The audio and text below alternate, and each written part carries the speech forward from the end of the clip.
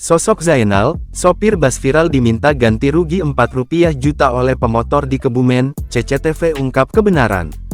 Pemotor Kebumen yang viral meminta ganti rugi 4 juta kepada sopir bus karena jatuh saat menyalip ambulans di Kebumen tengah menjadi sorotan.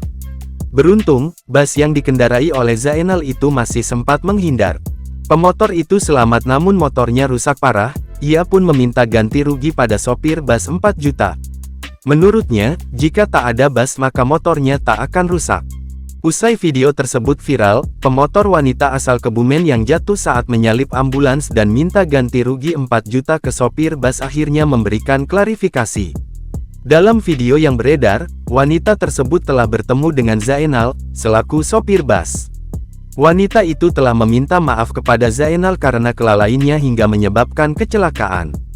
Selain itu, wanita yang berprofesi sebagai pegawai bank sepakat untuk mengembalikan uang 4 juta yang sempat ia minta sebagai ganti rugi.